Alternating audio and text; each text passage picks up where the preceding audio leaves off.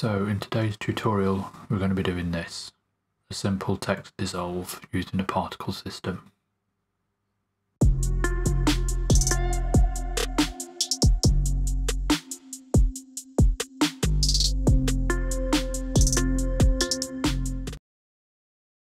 Okay, so we're going to do the text dissolve effect. In the demo that you saw at the beginning, I used David Cohen IE Learn Now Effects bevel tool. If you're interested in that, I'll leave a link in the description. But I'm not going to use it for the tutorial simply because it slows the system down, and I want to try and knock this out fairly quickly for you. So the first thing we need to do is get a Fusion comp. If your effects library isn't open, you can open it with the effects library button at the top, come down to effects and Fusion composition, drag a Fusion comp onto your timeline. Now mine by default are 8 seconds, I'm just going to stretch out to 10.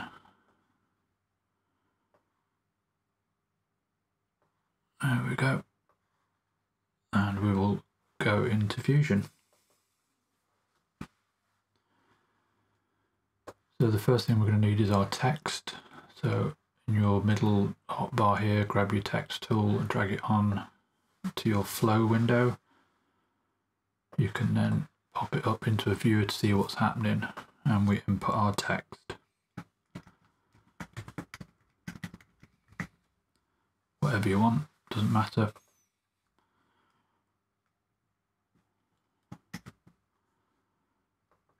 Set your text up how you want it.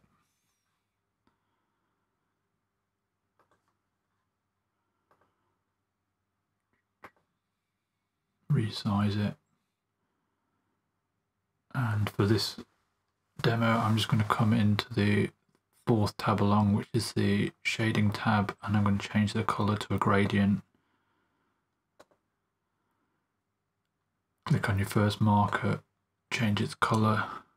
Click on your last marker, give it a colour. Just going to bring them in a bit to get more of a noticeable effect. Cool, now we've got our text. So the main player, if you like, in this effect are the particles, and for that we're going to need a particle system. Any particle system needs at least a particle emitter, which again is in your hotbar, and a particle renderer, which you can bring in, join together, and you can look at your particle renderer in your other window. Now by default it goes to 3D, but we don't want 3D, we want 2D. So if you come up to output mode, click change to 2D, and you can just make out the particles in the middle here. What I'll do is I'll just turn off the checkered underlay so that you can actually see them a bit better. At the minute our particles just kind of sit. Cool. Now we're going to drive our particle emitter by our text, but we don't want the whole text. What we want is just a slice of text that travels along, and to do that we're going to first, again off our hotbar, bring in a merge node. We're going to pipe our text into that merge node, into the green foreground input, and we're going to bring from the end of your hotbar a background node, which we're going to pipe into the yellow input, which is the background. We're going to make sure our background's selected, and we're going to make it transparent. So what we now have is exactly the same. So what we want to do is mask this now. So to do that, we're going to pick a rectangle, which we're going to drop onto the merge node, onto the blue mask input, and now you can see that part of our text is masked, sorry, which is what we want, but we want a lot more of it masked than that. So we're going to resize the mask until we have just a slither about yay big. What we're going to do is we're going to make this mask travel the length of the text. So just for reference, I'm going to select the text and just drag it into the other viewer. Now if you see on this viewer, you can see our mask is here, so you can see what's happening as a reference. So first thing we're going to do, grab your playhead and bring it back, and I'm going to actually bring it to frame 48, which for me is 2 seconds, just so that your text sits on the screen for a couple of seconds before it disappears. So with your playhead at 2 seconds, I'm going to grab the X slider on the mask. I'm going to drag it all the way over to the end of the text. If you watch the right hand viewer, you can see I'm just at the end of the text there. The other way you can do that is if you click and hold on your X center, you can also move it. So we've got our mask at the start of our text. We're on frame 48, so we're going to set a keyframe by clicking on the little diamond. Now we're going to come all the way to the end. In fact, we want to be about a second off the end. So 24 frames back from that will be, quick maths, 35, 15, so frame 115. Frame 114-ish. So you've got this extra bit at the end. You'll see why as we progress. So once we've got to that frame, we're going to again grab our mask and just drag it to the other end. So now if we press play, you'll see your mask will gracefully move along your text to the end.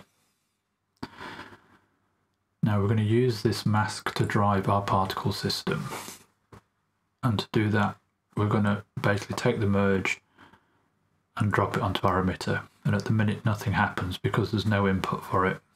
So we're going to select our particle emitter, we're going to come into the inspector, and we're going to go to the 4th tab along that says region.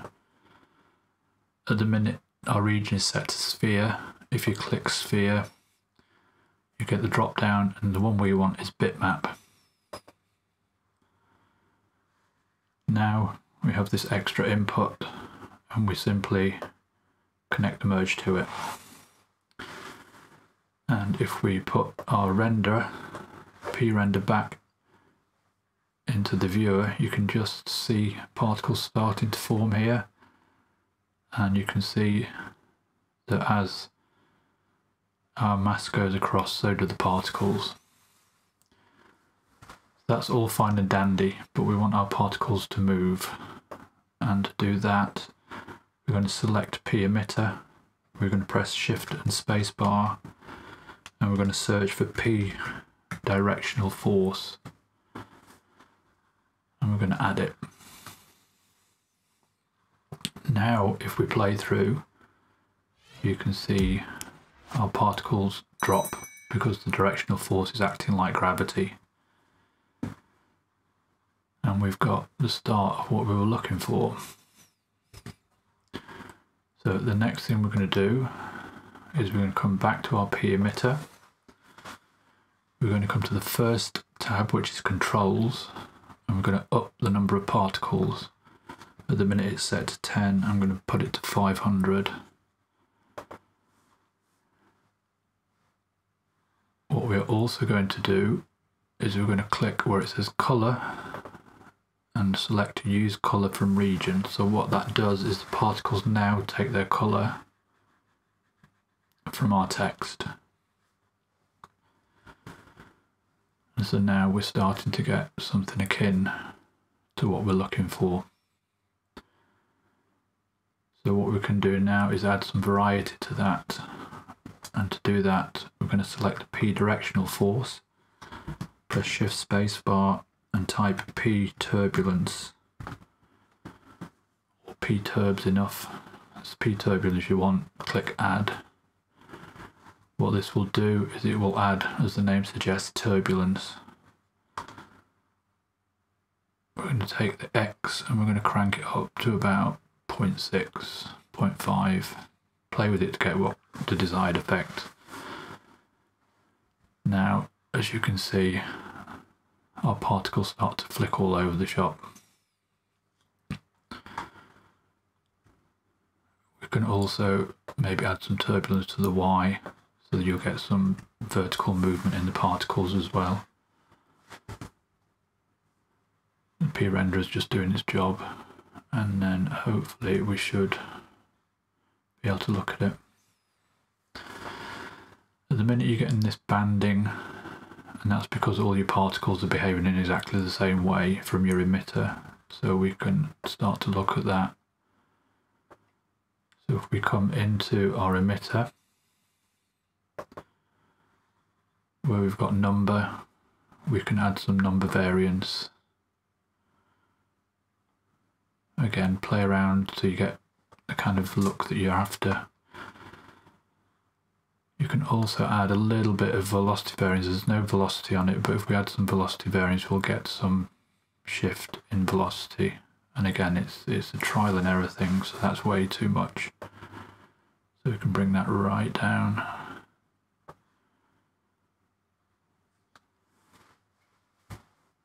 And again, we have to wait for the renderer to do its job.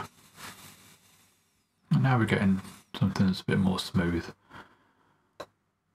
Finally, to this, I am going to add a blur node, which is again in your hotbar.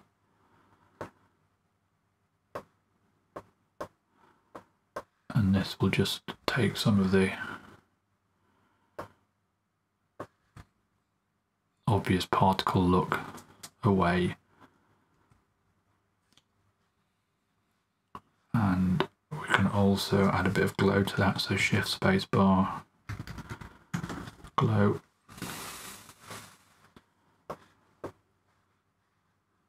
And again, you can play to get the kind of look that you're after.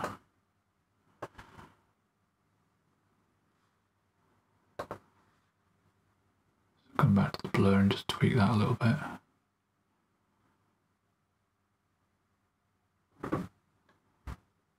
And we get that kind of look. Okay, so we've got our particles falling away. Now we need our text to disappear. And to do that, I am going to bring my background up here just so it's out of the way. Next we need our text, and to do that we are going to just bring our text down a bit. We're going to take the output from our original text and we're going to merge it on to our glow node. This creates our merge here, which if we view it has our text in it. So I'm just going to tidy this over a little bit. So now we've got our text in, we will mask it so that as our particles slide over, the text disappears. And to do that, we're going to use another rectangle, again from our hotbar, and this time we're going to attach it to merge 2. And as you see, our text starts to be masked. We're going to adjust our mask so that it is the same size as our text, give or take. And we're going to just ever so slightly soften the edge so that we have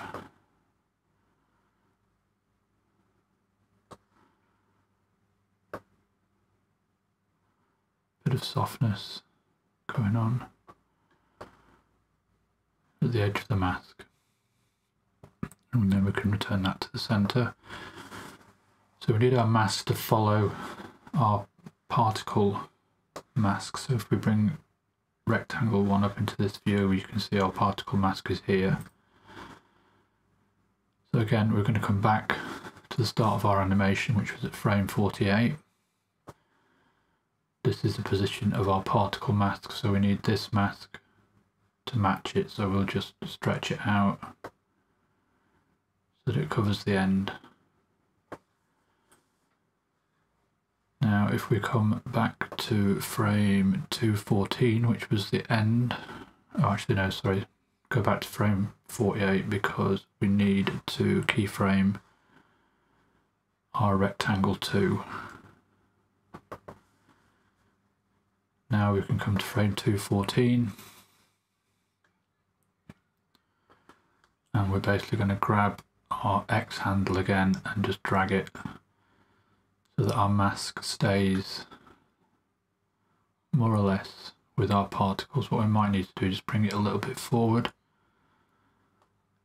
Basically you're just keeping an eye on this edge here to make sure all your text has actually disappeared, because with the softening it may have some text there but it doesn't seem to, so we're good. Now if we hit play and watch this window, which is way too big, you'll see your text dissolve.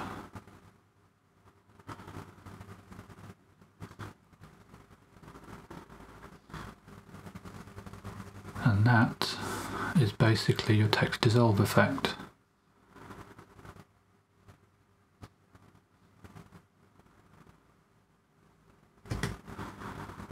So if we bring our merge to our media out, pop back to the edit page,